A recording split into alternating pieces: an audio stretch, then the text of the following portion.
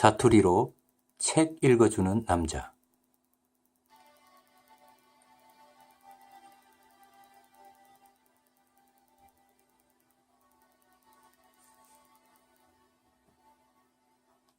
칼빈의 기독교 강요.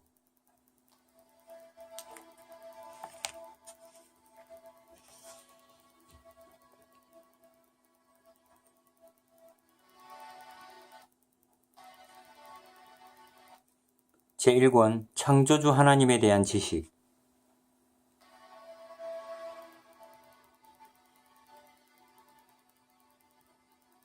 세 번째 시간입니다.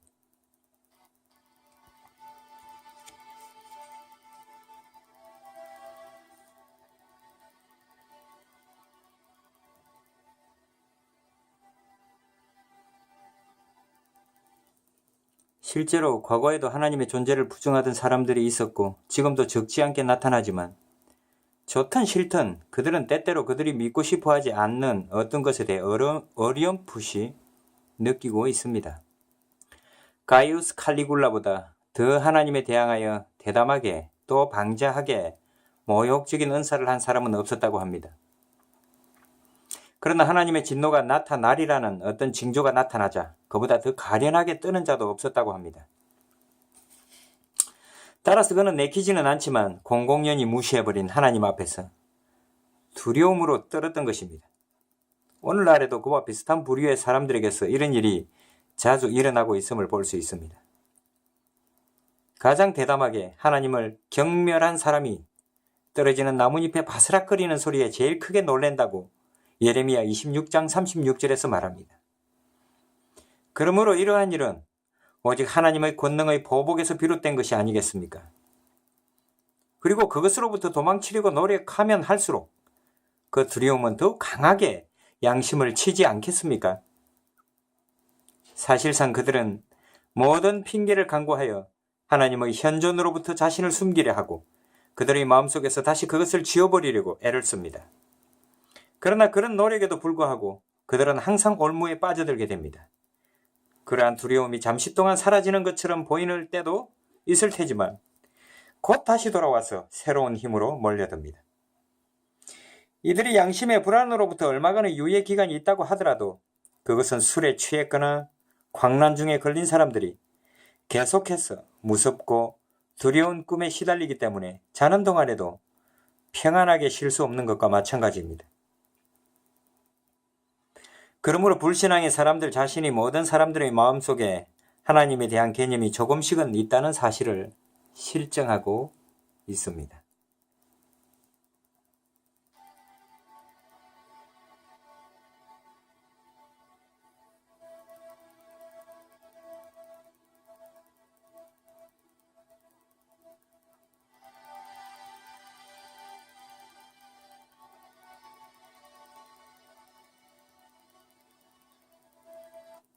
건전한 판단력을 지닌 사람이라면 누구나 결코 지워지지 않는 하나님에 대한 의식이 인간의 마음속에 새겨져 있다는 사실을 늘 확신할 수 있을 것입니다.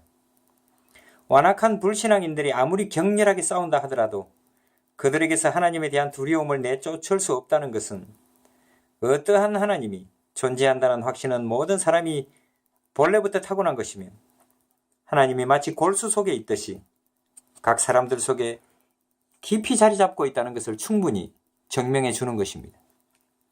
디아고라스나 그와 같은 부류의 사람들은 모든 세대에 걸쳐 종교에 관련하여 신봉되어 온 것은 무엇이든 희롱했고 디오니시우스는 하늘의 심판을 조롱했는데 그러나 이것은 냉소적인 비웃음입니다. 왜냐하면 달군 쇠보다도 더 날카로운 양심의 벌레가 그들 속에서 갉아먹고 있기 때문입니다. 나는 여기서 키케로가 말한 것처럼 오류는 시간이 흐름에 따라 사라지며 종교는 날마다 성장하고 개량된다고 말하지는 않습니다. 왜냐하면 세상은 하나님에 대한 모든 지식을 가능한 한 쫓아버리려고 하고 하나님을 예배하는 것을 파괴해버리려고 모든 수단을 동원하여 노력하고 있기 때문입니다. 불신앙인들이 하나님을 거부하기 위해 열심히 불러들인 그들 마음속의 어리석은 고집이 약화된다고 하더라도 그들이 그렇게 제거해버리고 싶어하는 하나님에 대한 의식은 점점 커져서 곧 싹이 튼다는 것만을 이야기합니다. 그러므로 여기에서 우리는 이 교리가 학교에서 처음 배워야 하는 것이 아니라 우리들 각자가 모태로부터 스스로 터득하는 것이며, 아무리 많은 사람들이 애를 써서 그것을 잊어버리려고 해도 본성 그 자체가 허락하지 않는 교리라는 결론을 내릴 수 있습니다. 게다가 만약 모든 사람이 태어나서 하나님을 알기 위한 목적을 가지고 살아간다면 하나님에 대한 지식이 이 정도까지 이르지 못할 때 불완전하고 덧없는 것이라고 본다면 그들의 삶에서 자신의 모든 생각과 행위를 이 목적을 향해 방향 지우지 않는 사람은 누구나 창조의 법칙에서 이탈하고 있다는 것이 명백합니다. 철학자들도 이 사실을 알지 못했던 것은 아닙니다. 플라톤이 영혼의 지고서는 하나님을 닮는 것이라고 가르쳤을 때, 그리고 이 영혼이 하나님에 대한 지식을 완전히 이해하게 될 때 하나님의 모습으로 전적으로 변화하는 것이라고 한 것은 바로 이것을 의미했던 것입니다. 그릴루스도 이와 동일한 방법으로 플루타크의 책에서 만일 인간의 삶에 종교가 없다면 인간은 짐승보다도 어떤 면으로 보나 조금 더 나을 것이 없으며 여러 가지 면에서 훨씬 더 비참할 것이라고 매우 능숙한 이론을 논하고 있습니다. 그렇게 된다면 그들은 수많은 형태의 죄악의 노예가 되어서 그들의 인생을 끊임없는 혼란과 불만 속에서 살아가게 됩니다. 그러므로 인간을 짐승보다 더 우위에 올려놓는 것은 오직 하나님께 대한 예배뿐입니다. 그것을 통해서만 인간은 불멸을 추구하게 됩니다.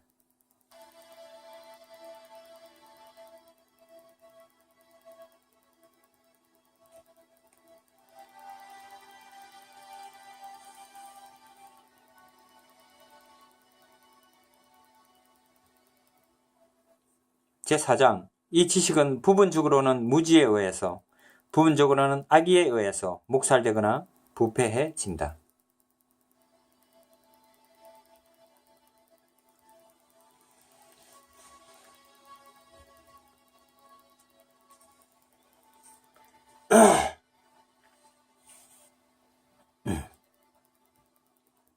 일, 미신. 경험이 입증하는 바와 같이 하나님은 종교의 씨앗을 모든 사람 속에 심어 놓았습니다. 그러나 받은 그것을 마음속에 간직하고 성장시키는 사람은 백에 하나도 찾아보기 어렵고, 또 그것을 잘 성숙시켜서 때가 되어 열매를 맺게 하는 사람은 하나도 없습니다. 더욱이 어떤 사람들은 그들의 미신에 빠져 있고, 또 어떤 사람들은 고의로 악의를 품고 하나님으로부터 떠나 있지만, 어떻든 그들은 모두 하나님에 대한 진정한 지식으로부터 이탈해 있는 것입니다. 그리하여 이 세상에는 진정한 경건은 조금도 남아있지 않게 되었습니다. 그러나 나는 어떤 사람들이 무지에서 미신에 빠져들었다고 말한 바가 있는데, 그들은 그들이 순진함으로 그들을 비난할 수 없다는 의미는 아닙니다. 왜냐하면 그들이 처해 있는 무지는 거의 대부분 교만한 허영과 강팍함이 혼합되어 있기 때문입니다. 참으로 교만과 혼합되어 있는 허영은 비참한 인간이 마땅히 자신을 초월하여 하나님을 찾아야 함에도 불구하고 오히려 자신의 육적인 어리석음이라는 척도로 하나님을 판단하고 건전한 탐구를 게을리하며 호기심에 의해 공허한 사식으로 달려간다는 사실 속에서 발견될 수 있습니다. 그러므로 그들은 하나님이 보여주신 대로 하나님을 이해하지 않고 자신의 상상 속에서 지어낸 모습대로 하나님을 상상하는 것입니다. 이러한 심연의 문이 열려 있을 때에는 그들이 어느 방향으로 발걸음을 내딛더라도 파멸을 향해 곤두박질 치지 않을 수 없습니다. 사실상 그들이 후에 하나님께 예배드리며 봉사한다고 하더라도 하나님께는 가치 있는 것이 되지 못합니다. 왜냐하면 그들은 하나님을 예배하고 있는 것이 아니라 자신의 마음속에서 지어낸 허구나 망상을 예배하고 있는 것이기 때문입니다. 바울은 로마서 1장 22절에서 이런 사악함을 이렇게 말합니다. 스스로 지혜 있다 하나 우준하게 되어 라고 웅변적으로 지적합니다. 바울은 로마서 1장 21절에서 그 생각이 허망하여지며 라고 말한 바가 있습니다. 그러나 아무리 죄에 대해 변명하지 못하도록 그는 곧이어 미련한 마음이 어두워졌다고 덧붙여 말하고 있는 것입니다. 왜냐하면 그들은 절제 만족하지 않고 자기 분수 이상을 주장함으로써 자진하여 암흑을 불러들였으며 사실상 허망함과 사악한 교만에 빠져 스스로 어리석은 자가 되었기 때문입니다. 따라서 그들의 어리석음은 변명의 여지가 없다는 결론을 내릴 수 있는데, 그것은 그들의 어리석음이 헛된 호기심에 의해서만 초래되는 것이 아니고 그릇된 신념과 결합된 욕망, 즉 적절한 것 이상을 알고자 하는 터무니없는 욕망에 의해 초래되기 때문입니다.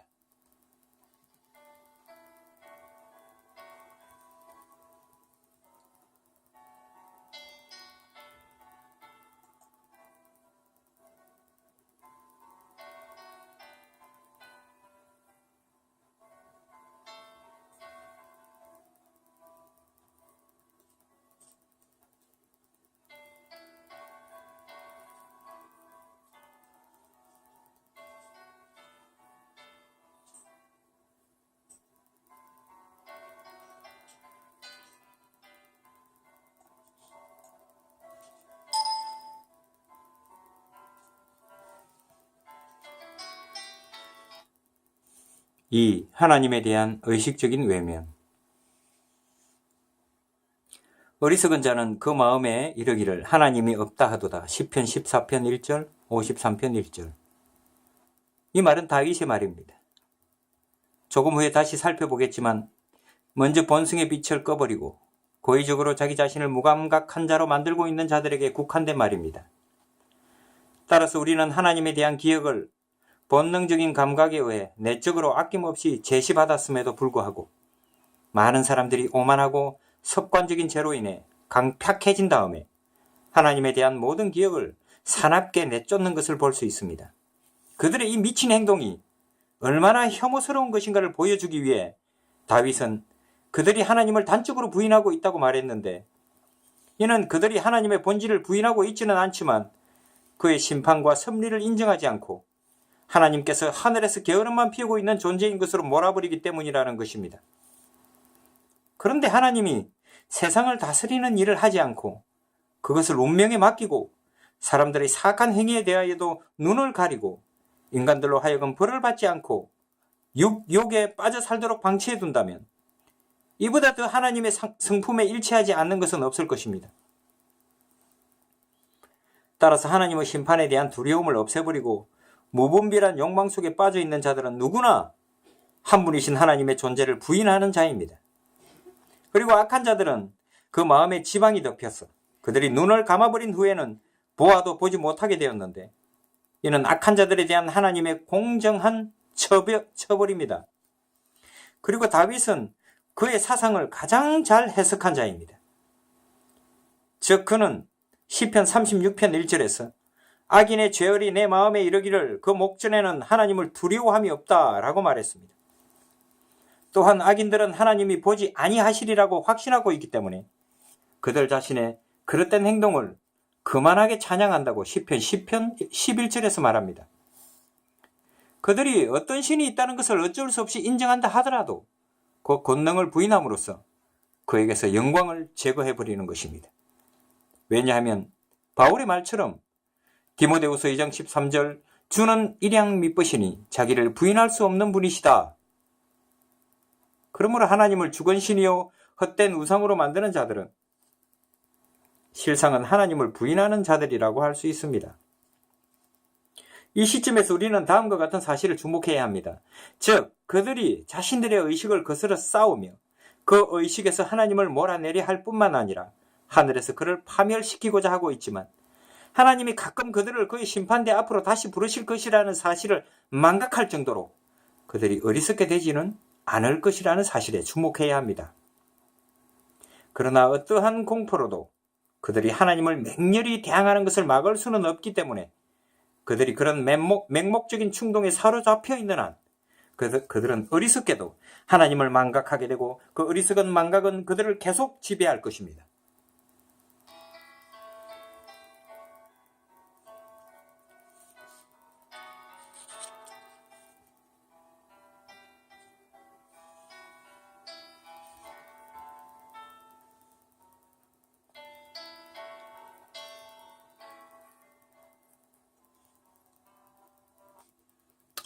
우리의 일시적인 생각에 따라 하나님을 꾸며내서는 안 된다.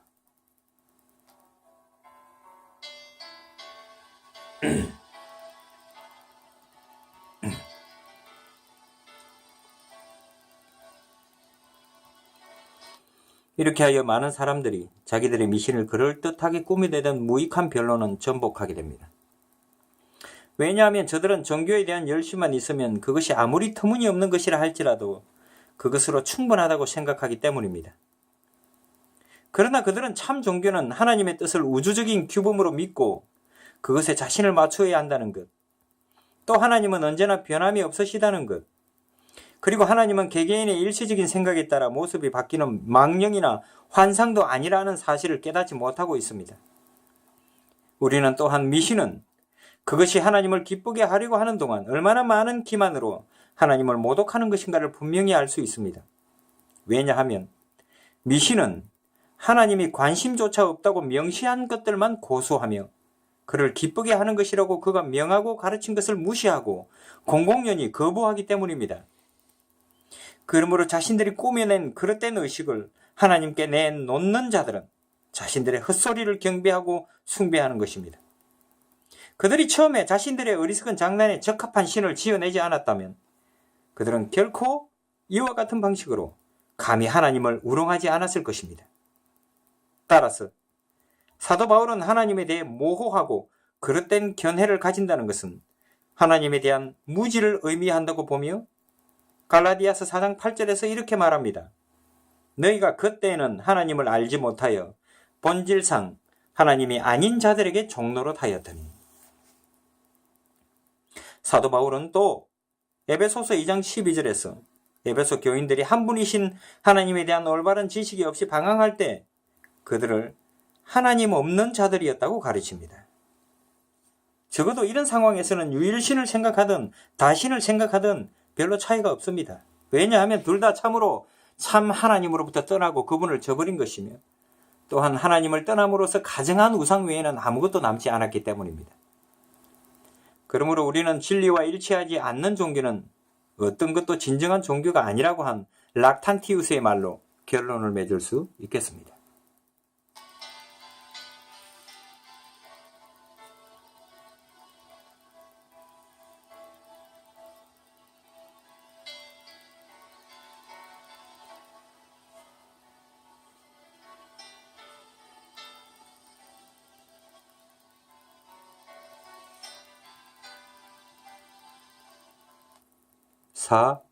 위선.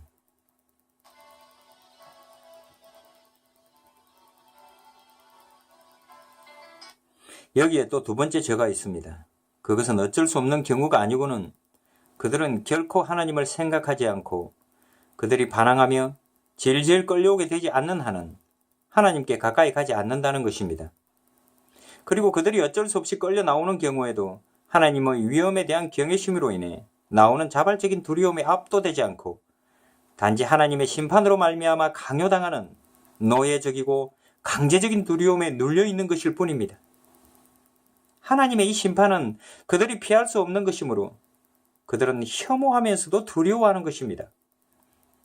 공포가 이 세상의 신들을 처음 만들었다고 한 스타티우스의 말은 이런 부류의 종교에 대해서 잘 들어맞는 말입니다.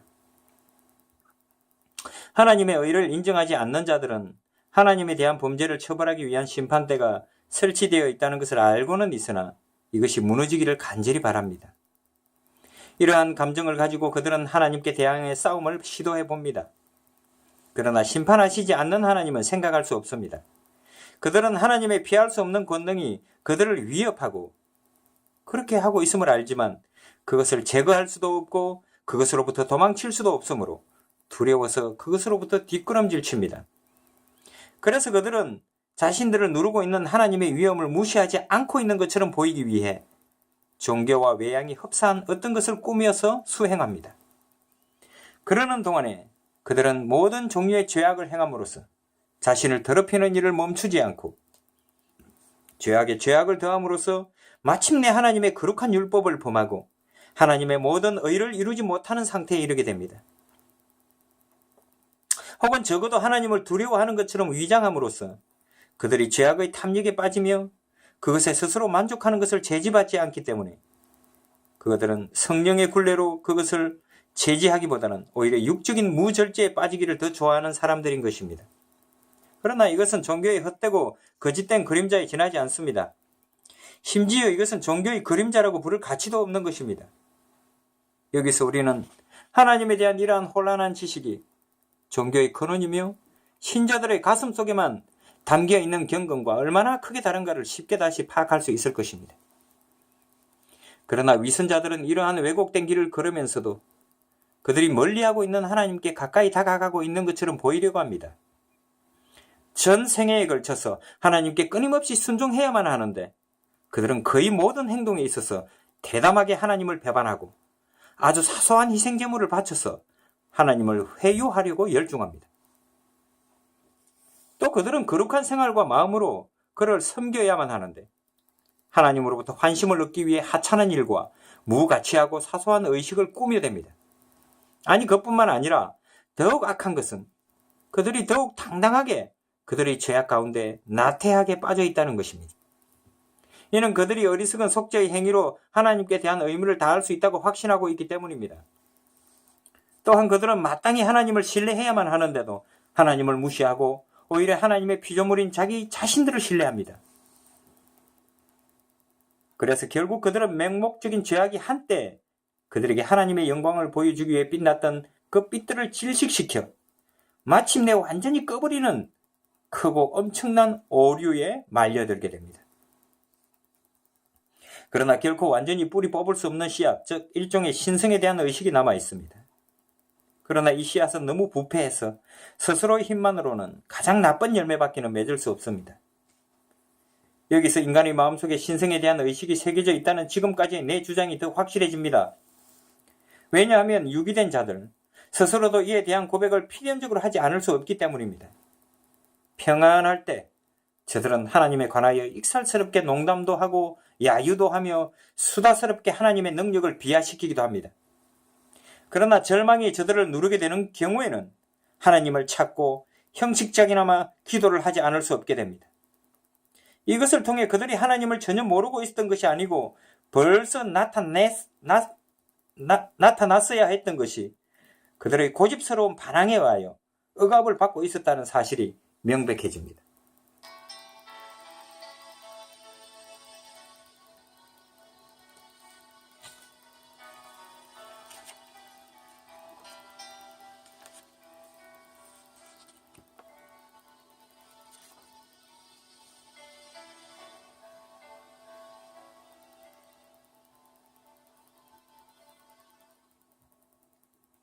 제5장 하나님에 대한 지식은 천지창조와 그 지속적 통치에 의해 빛이 난다.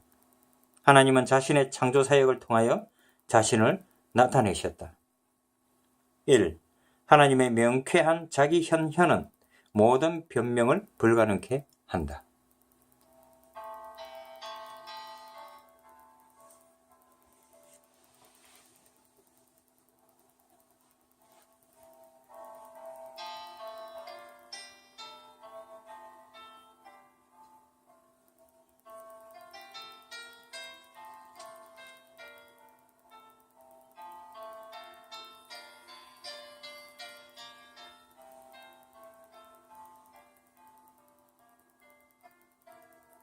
요한복음 17장 3절에 보면 더욱이 복된 삶의 궁극적인 목표, 그것은 하나님을 아는 데 있다고 말합니다. 그러므로 누구도 이 행복에 이르는 데서 제외되지 않도록 하기 위해서 하나님은 인간의 마음속에 우리가 이미 살펴본 바 있는 종교의 씨앗을 심어 주셨을 뿐만 아니라 자신을 계시하셨고 우주의 전 창조를 통하여 매일매일 자신을 드러내시고 계십니다. 그 결과 인간은 눈만 뜨면 하나님을 보지 않을 수 없습니다. 실로 하나님의 본질은 불가해한 것이며 그의 신성은 인간의 모든 지각을 훨씬 초월합니다. 그러나 하나하나의 창조물에 하나님은 그의 영광의 분명한 표적을 새겨 놓으셨으며 그것이 너무 분명하고 눈에 띄기 때문에 아무리 무식하고 어리석은 자일지라도 무식해서 모른다는 핑계를 댈 수 없습니다. 그래서 시편 기자는 시편 104편 2절에서 주께서 옷을 입음같이 빛을 입으시며 라고 적절히 찬양합니다. 이것은 마치 하나님이 눈에 보이는 빛나는 의복으로 자신을 계시하기 시작한 이후부터 우리가 눈을 돌릴 때마다 그리고 눈을 돌리는 곳에서 하나님의 영광을 보여주시기 위해 우주의 창조 속에서 줄곧 휘장을 두르시고 전시해 주셨다고 말하는 것과 같습니다. 마찬가지로 동일한 시편 기자는 광대하게 펼쳐진 하늘을 하나님의 궁정과 능숙하게 비교하여 다음과 같이 말합니다. 시편 104편 2절로 4절 말씀에서 물에 자기 누각에 덜벌을 얹으시며 구름으로 자기 수레를 삼으시고 바람 날개로 다니시며 바람으로 자기 사자를 삼으시며 화염으로 자기 사역자를 삼으시며 라고 말합니다. 그리고 시편 11편 4절에서는 하나님의 권능과 지혜의 영광은 궁창에서 더욱 찬란하게 빛나므로 하늘을 일컬어 흔히 하나님의 궁전이라고 합니다.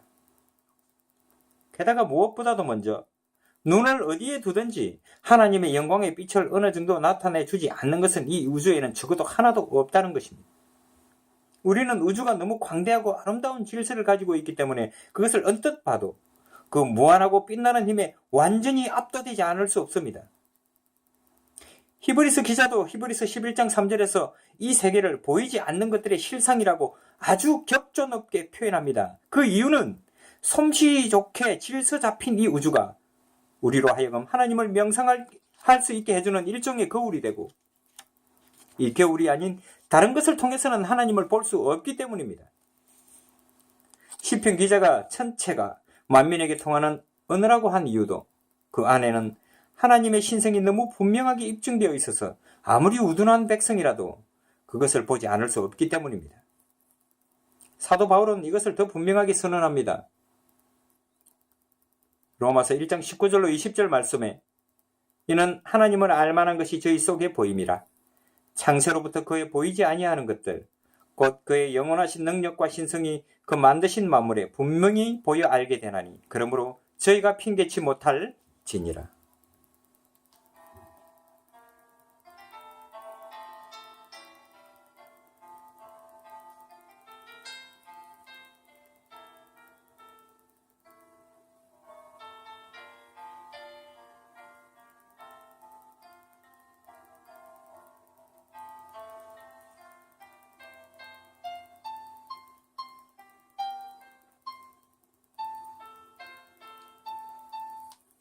이 하나님의 지혜는 모든 사람들이 볼 수 있도록 제시되었다.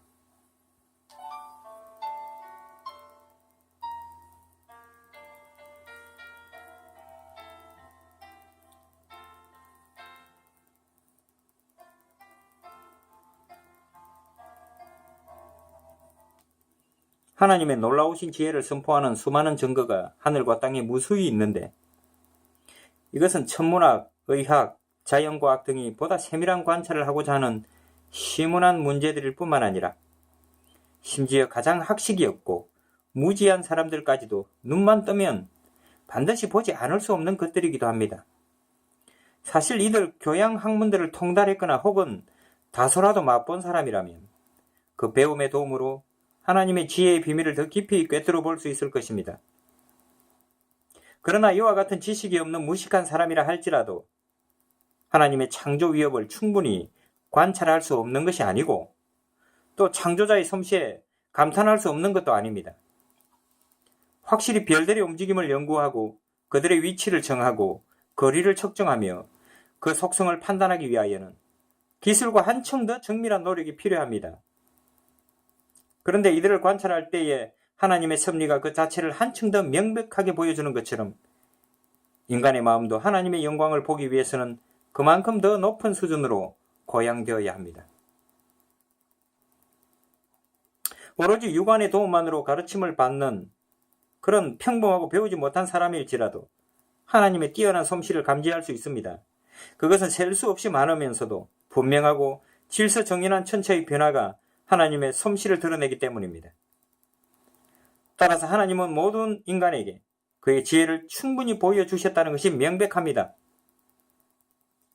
이는 인체의 구조에 있어서도 마찬가지입니다. 신체 각 부분의 관절, 균형, 아름다움, 효용 등을 정확히 조사하기 위해서는 갈렌의 해부학적 기술과 같은 예리함이 있어야만 합니다. 그러나 그 인체 자체가 너무나 오묘해서 그렇게 구성되어 있기 때문에 그것의 고안자는 마땅히 기적을 낳는 기술자로 인정되지 않을 수 없습니다.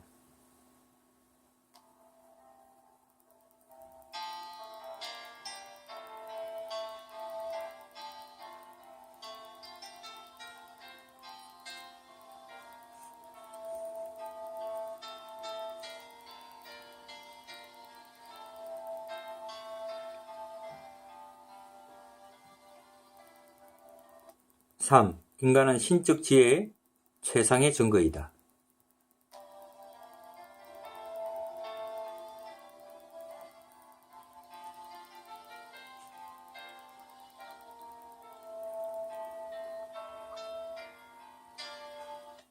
따라서 오래전에 어떤 철학자들이 인간을 하나의 소우주라고 말했는데 그것은 적절한 표현입니다.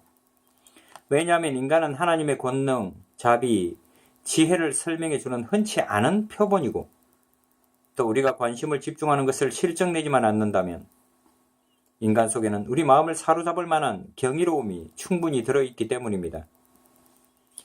그러므로 바울은 소경이라도 하나님을 더듬어 찾아 발견할 수 있다고 말한 다음에 사도행전 17장 27절에서 하나님은 우리 각 사람에게서 멀리 떠나 계시지 않는다고 덧붙여 말했습니다. 왜냐하면 각 사람이 그를 깨우쳐주는 하늘의 은혜를 내적으로 확실히 지각하기 때문입니다. 우리가 하나님을 이해하기 위하여 우리들 자신 밖으로 나갈 필요가 없다고 한다면 자신을 낮추어 겸손히 그를 찾는 일을 절개하지 않고 게으름을 피우는 자들이 어찌 용서받을 수 있겠습니까? 같은 이유로 다윗도 짧은 말로 하나님의 감탄할 만한 이름과 도처에서 빛나고 있는 하나님의 영광을 송축하고 곧이어서 시편 8편 4절에서 사람이 무엇이간데 주께서 저를 생각하시며 라고 외칩니다. 그리고 다시 시편 8편 2절에서 어린아이와 젖먹이의 입으로 말미암아 권능을 세우시며 라고 다시 외칩니다. 진실로 다윗은 인류가 하나님의 사역을 분명하게 비춰주는 거울일 뿐만 아니라 엄마 가슴에 안겨있는 어린아이들까지도 다른 웅변가들이 전혀 필요치 않을 만큼 하나님의 영광을 선포할 수 있는 웅변의 혀를 갖고 있다고 선포하고 있습니다. 따라서 다윗은 악마적인 오만을 위해 하나님의 이름이 소멸되기를 간절히 바라는 자들의 광란을 논박하기 위해 어린아이들의 말을 논쟁의 장으로 끌어들이기를 주저하지 않습니다. 또한 바울은 아라투스를 인용해서 사도행전 17장 28절 말씀에 우리가 그의 소생이다 라고 말했습니다. 그것은 하나님이 우리에게 뛰어난 은사를 주셔서 그가 우리의 아버지이심을 증명하셨기 때문입니다. 이와 같이 세속 시인들도 일반적인 감정에 따라서 즉 경험의 가르침에 따라서 하나님을 인간들의 아버지라고 부릅니다. 실로 하나님의 부성적인 사랑을 맛보고 그 답례로서 하나님을 사랑하고 예배하고자 마음이 이끌리기 전에는 아낌없이 그리고 기꺼이 하나님을 섬길 자는 아무도 없습니다.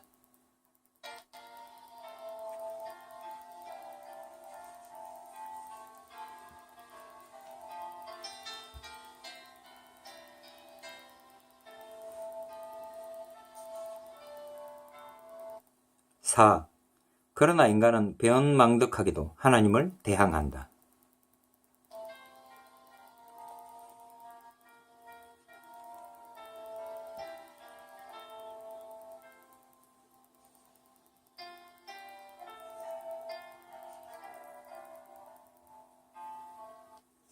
그러나 여기서 인간들의 파렴치한 배은망덕을 볼 수 있습니다. 인간은 그들 내부에 하나님의 사역으로 아름답게 꾸며져 있는 한 작업장과 동시에 헤아릴 수 없이 많은 보화로 넘치는 창고를 가지고 있습니다. 그러므로 그들에게서는 마땅히 하나님께 대한 찬양이 터져 나와야 할 텐데도 실제로는 그들은 더욱더 교만으로 부풀어 우쭐대고 있습니다. 그들은 하나님이 그들 안에서 여러 가지 놀라운 방법으로 역사하고 계심을 느끼고 있습니다. 그들은 또한 그들이 하나님의 관대하심으로 말미암아 얼마나 다양한 종류의 은사를 소유하게 되었는가를 이 은사들을 사용하면서 알게 됩니다. 그들은 원하든 원치 않든 간에 이것들이 신성을 나타내는 표시임을 알게 되지 않을 수가 없습니다. 그러나 그들은 신성의 표시들을 그들 내부에 감추어 버립니다. 사실은 그들이 하늘로부터 받은 것을 자신의 소유로 귀속시켜버리고 하나님을 분명히 볼 수 있도록 그들의 마음을 밝혀주는 것을 땅속에 묻어버리지만 않는다면 그들은 하나님을 알기 위해 자기 밖으로 나갈 필요가 없을 것입니다. 심지어 오늘날에도 이 땅에는 괴물 같은 정신 소유자들이 많이 있으며 그들은 하나님의 이름을 도말하기 위해 인간의 본성 속에 널리 뿌려져 있는 신성의 모든 씨앗을 그릇 쓰이게 하는 일을 망설이지 않습니다. 인간들이 그들의 육신과 영혼에서 수백 번 반복하여 하나님을 발견하고 있으면서도 이 훌륭한 특성을 도리어 하나님의 존재를 부인하기 위한 구실로 삼고 있으니 이들의 광란이 어찌 혐오스럽지 않을 것입니까? 그들은 인간이 짐승과 구별된 것은 우연히 그렇게 된 것이라고 말하지는 않을 것입니다. 그러나 그들은 하나님을 옆으로 제쳐놓고 그 은폐 수단으로서 만물의 고환자를 자연으로 대치시킵니다. 그들은 입과 눈과 심지어 발끝에 이르기까지 지체 전체를 통하여 정교한 하나님의 솜씨를 보고 있습니다. 그럼에도 불구하고 그들은 여기서도 하나님을 자연으로 대체해버립니다. 그러나 영혼의 그러한 기민한 움직임과 뛰어난 기능들 그리고 희귀한 은사들은 특히 쉽게 감춰지도록 허락하지 않는 신성을 그들의 면전에 보여주고 있습니다. 그러나 에피쿠로스 학파는 키클로페처럼 이 고기성을 악용하여 한층 더 뻔뻔스럽게도 하나님을 대항하여 싸웠던 것입니다. 그렇다면 온 우주에 이 특권이 없지만 5척밖에 되지 않는 벌레 같은 인간을 다스리기 위해 하늘나라의 모든 지혜의 보화가 다 동원되었다는 말입니까? 먼저 육체의 각 부분에 상응하는 어떤 유기적인 조직이 영혼 속에 있다고 주장하는 것은 결코 하나님의 영광을 어둡게 하는 것이 아니며 오히려 그것을 밝혀줍니다. 에피쿠로스 학파에게 다음 질문에 답하게 되자 즉 원자의 집합이 어떻게 음식물과 음료를 분해하여 일부는 배설물이 되게 하고 또 다른 부분은 해력으로 되게 하는가? 이 부분을 에피쿠로스 학파들이 질문에 대답해야 합니다. 또한 마치 많은 영혼들이 상의하여 한 육체를 다스리기나 하는 것처럼 무엇이 각 지체로 하여금 그들의 임무를 수행할 수 있도록 하는가?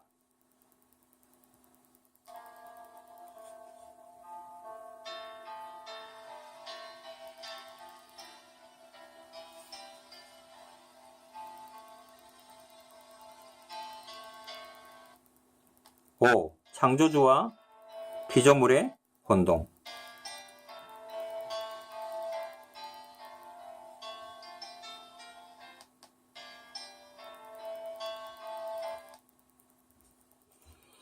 그러나 나는 여기서 그런 돼지떼와 같은 것에는 관심이 없습니다.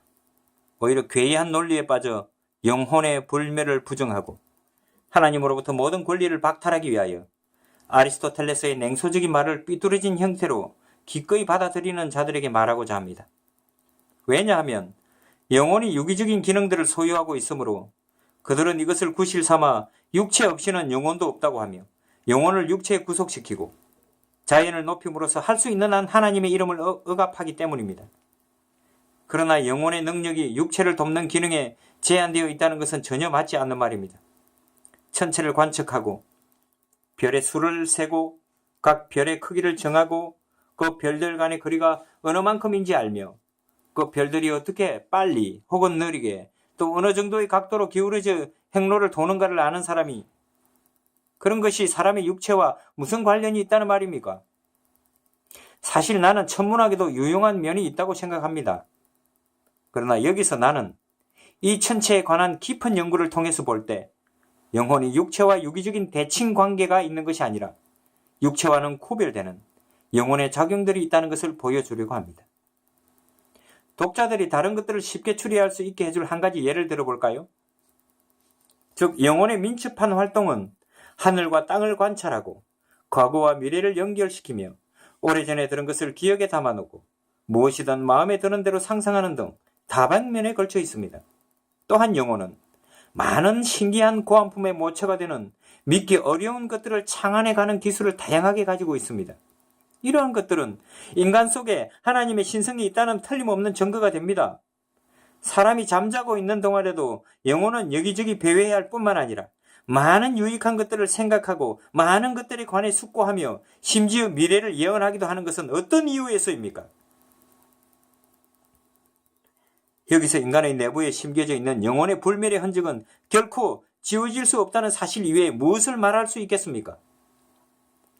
그러면 인간이 어떻게 이런 신적인 존재이면서도 자기를 지어준 창조주를 모른다는 것이 있을 수 있는 일이겠습니까? 인간도 하나님이 부여해준 판단력으로 옳고 그름을 구별하는데 하물며 하늘의 심판자가 없을 수 있겠습니까? 심지어 인간이 자는 동안에도 지성의 어떤 부분이 활동하고 있는데 하나님께서 깨어 계셔서 세계를 통치하지 않으신다고 할 수 있겠습니까? 우리는 많은 예술품과 유용한 것들을 스스로 발명하였다고 자처하면서 하나님은 그가 마땅히 받아야 할 찬양을 박탈당해도 좋다는 말입니까? 우리는 경험을 통하여 우리가 소유하고 있는 것은 무엇이든 다른 기원으로부터 여러 가지 형태로 분배되었다는 것을 분명히 알고 있지 않습니까? 더욱이 어떤 사람들은 그 온 우주에 생명을 주는 것은 은밀한 영감이라고 헛소리를 합니다. 그러나 그들이 말하는 바는 설득력이 없는 것일 뿐만 아니라 전적으로 불경스러운 것입니다. 다음과 같은 버질의 유명한 말을 그들은 좋아합니다. 최초의 한 영이 있어 하늘과 땅, 해면, 달이라는 빛나는 천체, 그리고 타이탄의 별들을 부양하고 그 영이 모든 부분에 고루 퍼져서 그 모든 덩어리를 흔들어 그 거대한 틀의 하나가 되게 한다.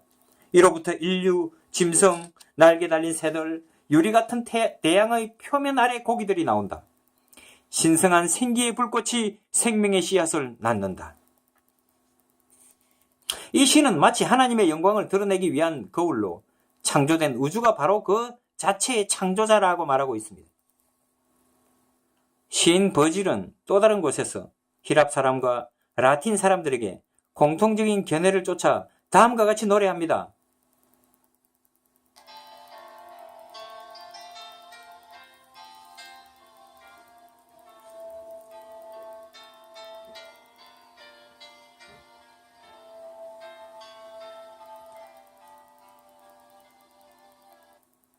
꿀벌은 하늘나라 마음의 한 부분을 빨아들여 받았다 한다. 신이 땅과 바다와 하늘, 그리고 만물의 편만에 있기 때문이란다. 그로부터 짐승과 새떼, 그리고 인간과 모든 종류의 생물들이 나면서부터 작은 생명을 나누어 받는다. 그렇다.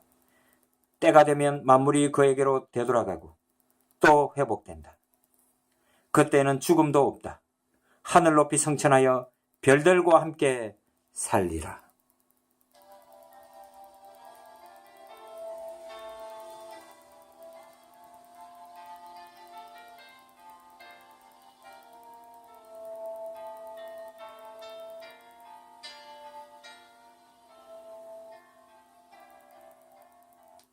이 세계에 생기를 주어 되살아나게 한다는 우주정신에 관한 그 쓸데없는 사색이 사람의 마음속에 경건심을 일으켜 그것을 키워주는데 무슨 가치가 있다는 말입니까? 이러한 사상은 추악한 시인 루크레티우스의 불경한 말에서 더욱 명백하게 나타납니다. 이 시는 실로 두려워하고 경배해야 할 참 하나님을 몰아내기 위하여 그림자 같은 신적 존재를 만들어낸 것입니다.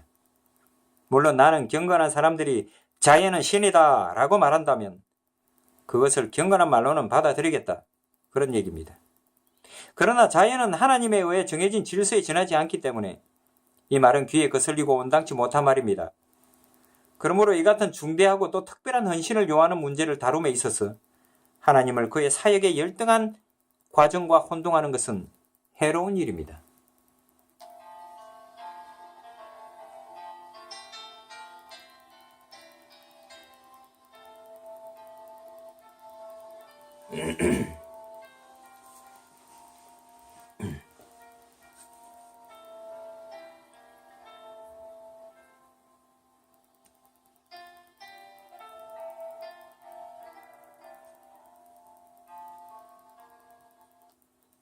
(6) 창조주는 자신의 주 되심을 창조를 통해 계시하신다.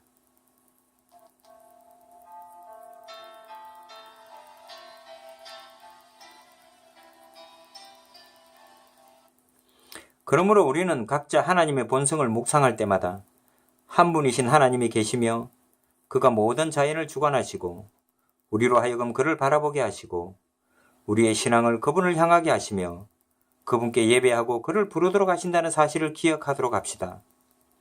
왜냐하면 하나님의 본성이 우리 안에 내재해 있다는 것을 증거하는 이 놀라운 은사들을 우리가 향유하고 있으면서도 우리의 간청에 따라 은사들을 우리에게 주신 창조주 하나님을 무시하는 것은 너무나 터무니없는 일이기 때문입니다. 하나님의 권능은 얼마나 명백한 증거를 통하여 우리로 하여금 그를 묵상하도록 이끌고 있습니까? 일부러 외면하지 않는 한 그의 말씀으로 이 광대한 하늘과 땅을 지탱하고 있는 그의 권능은 우리에게 숨겨질 수 없습니다. 때로는 그의 고갯짓 하나만으로 천둥 번개를 일으켜 하늘을 뒤흔들고 번개불로 모든 것을 태워버리기도 하며 화염으로 대기 전체를 활활 타오르게도 합니다. 때로는 여러 종류의 폭풍으로 대기를 휘몰아치게 했다가도 원하기만 하면 순식간에 아주 잔잔케 하기도 하십니다. 또한 파도가 높게 일어 땅을 계속 파괴하려고 위협하고 있는 듯한 바다를 마치 공중에서 떠있듯이 붙들고 있기도 합니다. 어떤 때는 놀라운 방법으로 심한 폭풍우를 일으키기도 하며 또 어떤 때에는 풍랑을 잠잠케 하여 다시 고요하게 만들기도 합니다. 이러한 주제와 관련하여 자연의 정글을 보고 우러나온 하나님의 권능에 대한 찬양은 성경의 여러 곳에서 발견되는데 특히 욥기와 이사야서에서 더 많이 볼 수 있습니다. 그러나 이것들은 우주 창조에 대한 성경 기사를 논할 때 설명하는 것이 더욱 적절한 것이기 때문에 여기서는 지나가기로 하겠습니다. 다만 여기서는 하나님의 살아계신 모습을 천상과 지상을 통하여 그 윤곽을 추적한다면 이러한 방법이 교회 밖이나 교회 안에 있는 사람 모두에게 하나님을 찾는 데 있어서 공통적인 길이라는 점을 언급하고자 합니다. 바로 이것으로부터 우리는 하나님의 영원성을 생각하게 됩니다. 왜냐하면 만물의 기원이 되는 그는 마땅히 영원한 존재이어야 하고 그 자체로부터 시작을 가지고 있어야 하기 때문입니다. 더 나아가 하나님께서 한번 이 모든 것들을 창조하셨고 지금은 이것들을 보존하시는 이유를 찾는다면 그것은 오직 하나님의 선하심이라고 말할 수 있을 것입니다. 그러나 이것이 그 유일한 이유라고 하더라도 그것은 우리를 하나님의 사랑으로 인도하기에 충분한 것입니다. 왜냐하면 시편 145편 9절 말씀에서 선지자가 선포한 대로 하나님의 자비를 입지 않고 사는 피조물은 하나도 없기 때문입니다.